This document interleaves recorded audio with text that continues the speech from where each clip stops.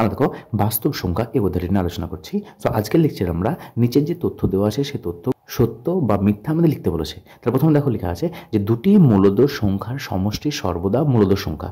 তাহলে আমরা জানি বাস্তব সংখ্যা কি নিয়ে গঠিত। আমরা জানি যে বাস্তব সংখ্যা এক মূলদ সংখ্যা ও অমূলদ সংখ্যা, সমস্ত মূলদ সংখ্যা এবং সমস্ত অমূলদ সংখ্যার যে দল তাকে বাস্তব সংখ্যা বলা হয়। তাহলে দেখো মূলদ সংখ্যা কাদেরকে বলা হয়, যে সংখ্যাগুলিকে আমাদের পি বাই কিউ আকারে প্রকাশ করা হয়। আর অমূলদ সংখ্যা কাদেরকে বলা হয়, যে সংখ্যাগুলিকে আমাদের পি বাই কিউ আকারে প্রকাশ করা যায় না। যেমন মূলদ সংখ্যা 1, 2, 3, 4/5 এগুলোকে বলা হয় মূলদ সংখ্যা। আর অমূলদ সংখ্যা কি, যাদেরকে পি বাই কিউ আকারে প্রকাশ করতে পারবো না, যেমন √2। √2 কিন্তু √2/1, কিন্তু √2 যেটা রয়েছে এই √2 কিন্তু আমাদের পূর্ণ সংখ্যা নয়। রুটের আকারে যে সংখ্যাগুলি থাকবে সাধারণত যদি ভেতরে আমাদের মৌলিক সংখ্যা বা তাদেরকে যদি পূর্ণ বর্গরূপে না থাকে তাহলে সেই সংখ্যাগুলিকে আমাদের অমূলদ সংখ্যা বলা হয়। তাহলে বাস্তব সংখ্যা কথার অর্থই হচ্ছে, তাহলে বাস্তব সংখ্যা মানে হচ্ছে আমাদের মূলদ সংখ্যা, সমস্ত মূলদ সংখ্যা এবং সমস্ত অমূলদ সংখ্যার যে যোগফল বা সেই দুটি দলের যে সমষ্টি তাদেরকে বলা হয় আমাদের কি, বাস্তব সংখ্যা।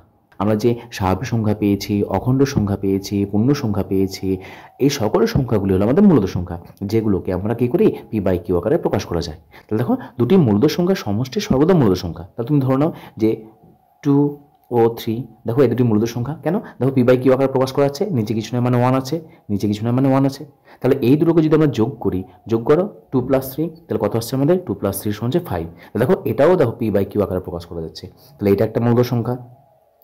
ধরে নাও যে 1/2 এটা একটা মূলদ সংখ্যা, 3/2 এটা একটা মূলদ সংখ্যা। তাহলে এর দুটোকে যোগ করো, যোগ করলে কত পাচ্ছি, দেখো যে 2 লসাগু আসছে, 1 + 3 সমান কত আসছে, 4/2 সমান 2। 2/1 দেখো এটাকেও আমরা পি বাই কিউ আকারে প্রকাশ করতে পারছি। তাহলে এটাও হলো আমাদের মূলদ সংখ্যা। আবার ধরে নাও যে 4/5, 3/6, দেখো 4/5 এটা একটা মূলদ সংখ্যা, 3/6 এটাও একটা মূলদ সংখ্যা। তাহলে এই দুটি মূলদ সংখ্যাকে যদি যোগ করি আমরা, যোগ করলে কত পাবো, দেখো সমান, দেখো লসাগু করো, 5 আর 6 লসাগু হচ্ছে 30, গুণাগুণি গুণ করো, 4 6 24, 3 5 15, যোগ করলে কত আসছে আমাদের 5 4 9 3 39/30। দেখো এটাও আমাদের পি বাই কিউ আকারে প্রকাশ করা যাচ্ছে। সুতরাং আমরা যদি যে কোনো দুটি মূলদ সংখ্যা নেওয়া হয় এবং সেই মূলদ সংখ্যা যদি আমরা যোগ করি তাহলে সর্বদা সেটা কি আসবে, এটাও একটা মূলদ সংখ্যা আসছে। তাহলে আমাদের প্রশ্নে কি বলেছে, দেখো যে দুটি মূলদ সংখ্যার সমষ্টি, সমষ্টি মানে যোগফল, সর্বদা একটা মূলদ সংখ্যা। দেখো এখানে 2 + 3 নিলাম, 2 এবং 3 নিয়েছি, তাদের যোগ করে দেখো 5 পেয়েছি, এটা একটা মূলদ সংখ্যা। 1/2 নিয়েছি, 3/2 নিয়েছি, তাদেরকে যোগ করেছি, দেখো 2/1 মানে 2 পেয়েছি, এটা একটা মূলদ সংখ্যা। আবার দেখো যে 4/5, 3/6 এই দুটো মূলদ সংখ্যা নিয়েছি, তাদেরকে যোগ করে আমরা কি পেলাম, 39/30, এটাও হচ্ছে আমাদের একটা পি বাই কিউ অর্থাৎ মূলদ সংখ্যা। সুতরাং বলতে পারবো যে দুটি মূলদ সংখ্যার সমষ্টি সর্বদা মূলদ সংখ্যা। তার মানে এই তথ্যটা কি হচ্ছে আমাদের সত্য, যে দুটি অমূলদ সংখ্যার সমষ্টি সর্বদা মূলদ সংখ্যা।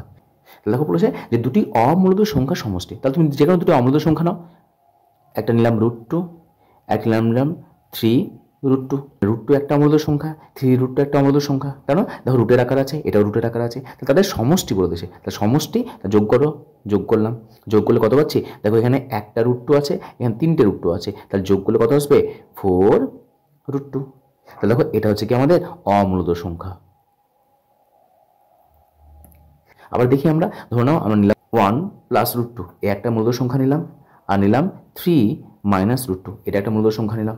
তাহলে দেখো এটা একটা অমূলদ সংখ্যা, এটাও একটা অমূলদ সংখ্যা। কেন, কারণ মূলদ সংখ্যা আর অমূলদ সংখ্যা যদি যোগ করা হয় তাহলে সর্বদা আমরা অমূলদ সংখ্যা পাবো। তাহলে দেখো 1 হচ্ছে মূলদ সংখ্যা, √2 হলো আমাদের অমূলদ সংখ্যা, 3 হলো মূলদ সংখ্যা এবং √2 হলো অমূলদ সংখ্যা। তো যোগ করলে আমরা একটা অমূলদ সংখ্যা পাবো, বিয়োগ করলেও আমরা একটা অমূলদ সংখ্যা পাবো। তাহলে এই দুটো হলো কি অমূলদ সংখ্যা। তাহলে দেখো অমূলদ সংখ্যা যদি হয় তাহলে এদিকে যোগ করো, তাহলে 1 + √2 প্লাস 3 - √2, যোগ বিয়োগ করো, তাহলে 1 + √2 প্লাস 3 - √2। তাহলে যোগ বিয়োগ করলে কত আসছে আমাদের, দেখো মূলদ সংখ্যার সঙ্গে মূলদ সংখ্যার যোগ হবে, 3 আর 1 4, আর দেখো +√2 - √2 এই দুটো ক্যান্সেল হয়ে যাচ্ছে। তাহলে দেখো এটা কি পেলাম আমরা, এটা পেলাম মূলদ সংখ্যা। তার মানে প্রথমে এখানে লেখা ছিল যে দুটি অমূলদ সংখ্যার সমষ্টি সর্বদা মূলদ সংখ্যা, সর্বদা না, মূলদ সংখ্যা হতেও পারে আবার অমূলদ সংখ্যা হতে পারে। তাহলে দেখো এটাই পেলাম আমরা। তাহলে এটা একটা অমূলদ সংখ্যা নিয়েছিলাম, এটা একটা অমূলদ সংখ্যা নিয়েছিলাম, সেই দুটি অমূলদ সংখ্যাকে যোগ করে দেখো আমরা কি পেলাম, অমূলদ সংখ্যা পেলাম। আবার দেখো এটা একটা অমূলদ সংখ্যা নিয়েছিলাম, এটা একটা অমূলদ সংখ্যা নিয়েছিলাম, তাহলে এই দুটি অমূলদ সংখ্যার যোগফল কত পেলাম আমরা, মূলদ সংখ্যা। তাহলে সর্বদা বলতে কি সব সময় যে আমরা মূলদ সংখ্যা পাবো এরকম না। তার মানে এই তথ্যটা কি হচ্ছে, সর্বদা শব্দটা হচ্ছে আমাদের মিথ্যে এখানে, তবে সর্বদা মূলদ সংখ্যা হওয়া চলবে না, অর্থাৎ এই তথ্যটা হলো আমাদের মিথ্যা,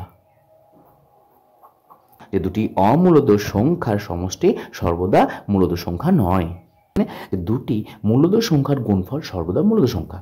তাহলে তুমি যে কোনো দুটি মূলদ সংখ্যা নাও, একটা 2 নিলাম, একটা 6 নিলাম, দেখো এটা একটা মূলদ সংখ্যা, এটা একটা মূলদ সংখ্যা। কেন? কারণ এগুলোকে p/q আকারে প্রকাশ করা যাচ্ছে।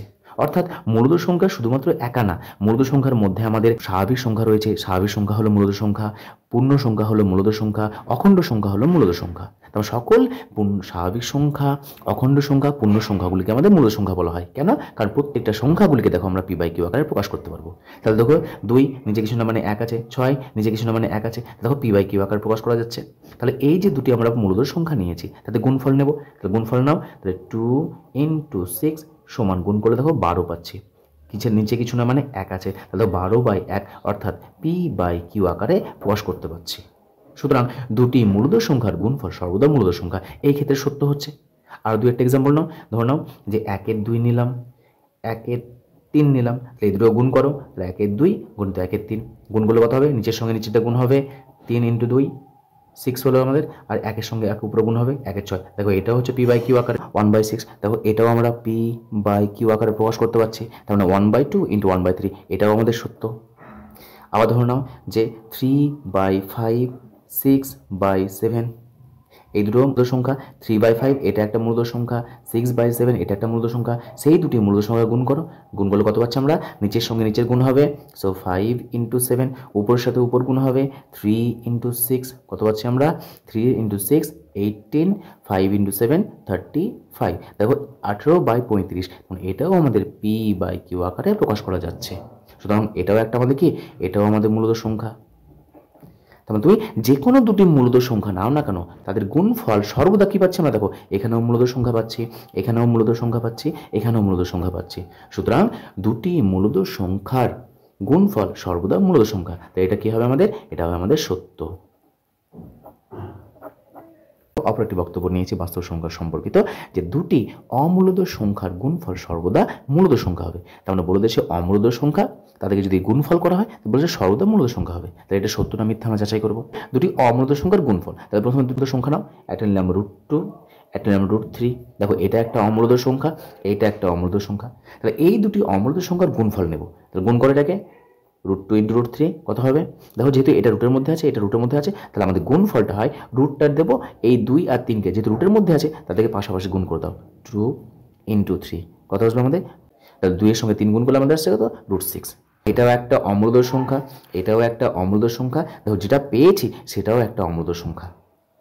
আবার নাও যে √2 × √2, দেখো এটাও একটা অমূলদ সংখ্যা, এটাও একটা অমূলদ সংখ্যা, গুণ করলে কত পাবো আমরা, রুট দাও, রুটের ভেতরে দেখো √2 আছে, এখানে n2 আছে, গুণ করে দাও 2 × 2। আমরা জানি রুটের ভেতরে যদি একই সংখ্যা দুবার থাকে তাহলে একটা সংখ্যা বেরিয়ে আসে, অথবা এটা আমরা লিখতে পারি √2 √2², তারপরে এটা বেরিয়ে আসছে। তাহলে দেখো এটা কি আসছে, এটা হচ্ছে আমাদের অমূলদ সংখ্যা, কিন্তু এটা দেখো কত পেলাম আমরা, মূলদ সংখ্যা।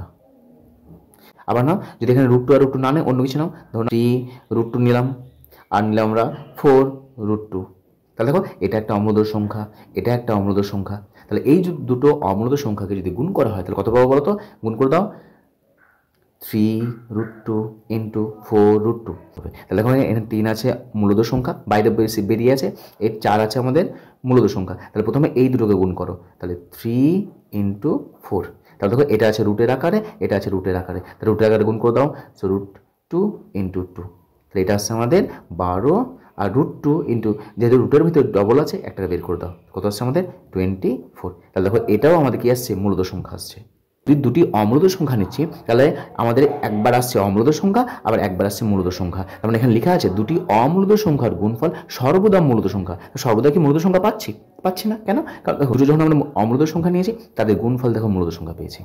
আবার দেখো এখানে একটা অমূলত সংখ্যা নিয়েছি, এখানে একটা অমূলত সংখ্যা নিয়েছি, তাদের গুণফল আবার কে আসছে? অমূলত সংখ্যা আসছে। তারপর সর্বদা আমরা সবসময় যে হবে এটা কিন্তু সত্য না। এই যে আমরা উদাহরণ করে নিলাম, এই উদাহরণ থেকে আমাদের বোঝা যাচ্ছে যে দুটি অমূলত সংখ্যার গুণফল সর্বদা মূলত সংখ্যা হবে, এই তথ্যটা কিন্তু সঠিক নয়। তার মানে এই তথ্যটা কি হলো আমাদের? মিথ্যা। দুটো নিয়েছি। প্রথমটা রয়েছে দেখো যে প্রতিটি মূলত সংখ্যায় বাস্তব সংখ্যা এবং অপর রয়েছে প্রতিটি বাস্তব সংখ্যায় অমূলত সংখ্যা। সত্য না মিথ্যা আমরা যাচাই করব। দেখো প্রথমে বলেছে যে প্রতিটি মূলত সংখ্যায় বাস্তব সংখ্যা। আচ্ছা বলতো বাস্তব সংখ্যা যেটা রয়েছে তাহলে বাস্তব সংখ্যা রয়েছে আমাদের, তাহলে বাস্তব সংখ্যা তাহলে এটা কি হচ্ছে? দেখো এটা একটা ধরে নাও যে ঘরটা হলো আমাদের বাস্তব সংখ্যা। তাহলে এই বাস্তব সংখ্যার মধ্যে কে আছে? বাস্তব সংখ্যার মধ্যে রয়েছে দেখো একটা রয়েছে মূলত সংখ্যা আর একটা রয়েছে অমূলত সংখ্যা। তাহলে এই যে আমাদের টোটাল এই ঘরটা, সেই ঘরের মধ্যে কে আছে? সেই ঘরের মধ্যে আমাদের মূলত সংখ্যা রয়েছে আর অমূলত সংখ্যা রয়েছে। তার মানে সমস্ত মূলত সংখ্যা হলো বাস্তব সংখ্যা, আবার সমস্ত অমূলত সংখ্যা হলো বাস্তব সংখ্যা। তাহলে এই যে দুটি দল, সেই সংখ্যা দুটির দলের সমষ্টি একসঙ্গে বাস্তব সংখ্যা বলা হয়। তাহলে বলো যে প্রতিটি মূলত সংখ্যাই বাস্তব সংখ্যা। তাহলে বলো তো বাস্তব সংখ্যার ভেতরে রয়েছে, তাহলে বাস্তব সংখ্যা যদি ভেতরে থাকে তাহলে নিশ্চয়ই এই মূলত সংখ্যা সকল মূলত সংখ্যাগুলো বাস্তব সংখ্যার মধ্যে রয়েছে। সুতরাং আমাদের প্রতিটি মূলত সংখ্যা হলো বাস্তব সংখ্যা। তাহলে প্রথম যেটা রয়েছে সেটা হলো আমাদের কি? সত্য। প্রতিটি মূলত সংখ্যাই বাস্তব সংখ্যা, মানে যতগুলো বাস্তব সংখ্যার মধ্যে যেহেতু রয়েছে আমরা বলতে পারবো যে মূলত সংখ্যা সমস্ত মূলত সংখ্যাগুলো হলো বাস্তব সংখ্যা, আবার সমস্ত অমূলত সংখ্যাগুলো হলো বাস্তব সংখ্যা। কারণ বাস্তব সংখ্যা সেটাই হলো এমন, বা বাস্তব সংখ্যার দলটা হলো এমন যে দলটি হলো আমাদের দুটো দলের সমষ্টি, এক মূলত সংখ্যার দল, এক অমূলত সংখ্যার দল। তবে সমস্ত মূলত সংখ্যা বাস্তব সংখ্যা, আবার সমস্ত অমূলত সংখ্যা হলো বাস্তব সংখ্যা। তাহলে প্রথম যে তথ্যটা রয়েছে, প্রথম বক্তব্যটা রয়েছে, সেই প্রথম বক্তব্যটি হলো আমাদের কি? সঠিক বা সত্য। দ্বিতীয়টা বলেছে দেখো প্রতিটি বাস্তব সংখ্যাই অমূলত সংখ্যা। তাহলে প্রতিটি বাস্তব সংখ্যায় বলেছে। আচ্ছা প্রতিটি বাস্তব সংখ্যা বলতে কী বোঝাচ্ছে? ধরো না যে 3/5 এটা একটা বাস্তব সংখ্যা, আবার ধরো না √2 এটা একটা বাস্তব সংখ্যা। কেন? এই যে 3/5 রয়েছে এটা হলো আমাদের মূলত সংখ্যা, 3/5 এটা হলো আমাদের মূলত সংখ্যা, আর √2 এটা হলো অমূলত সংখ্যা। তাহলে এটা যদি অমূলত সংখ্যা হয়, এটা যদি মূলত সংখ্যা হয়, তাহলে অমূলত সংখ্যা আর মূলত সংখ্যা এই দুটো একসঙ্গে আমাদের বাস্তব সংখ্যা বলা হচ্ছে। তার মানে বাস্তব সংখ্যার মধ্যে মূলত সংখ্যাও রয়েছে, অমূলত সংখ্যাও রয়েছে। কিন্তু বলেছে প্রতিটি বাস্তব সংখ্যাই অমূলত সংখ্যা। আচ্ছা বলো তো এটা তো আমাদের কি 3/5 এটা বাস্তব সংখ্যা। তাহলে এটা যদি বাস্তব সংখ্যা হয়, এই বাস্তব সংখ্যা যেটা রয়েছে 3/5 একে আমরা p/q আকারে প্রকাশ করতে পারছি। তাহলে p/q আকারে যদি প্রকাশ করা যায় তাহলে এই যে বাস্তব সংখ্যাটি রয়েছে সেই বাস্তব সংখ্যাটিকে আমরা কখনোই অমূলত সংখ্যা বলতে পারবো না। কেন? কারণ অমূলত সংখ্যা হলে তাই কখনোই আমরা p/q আকারে প্রকাশ করতে পারবো না। p/5 যদি আমাদের একটা বাস্তব সংখ্যা হয় তাহলে এই বাস্তব সংখ্যা হলো মূলত সংখ্যা, একে কখনো আমরা অমূলত সংখ্যা বলতে পারবো না। তার মানে লেখা আছে এখানে দেখো প্রতিটি বাস্তব সংখ্যাই অমূলত সংখ্যা। এটা সত্য না মিথ্যা? এটা অবশ্যই মিথ্যা।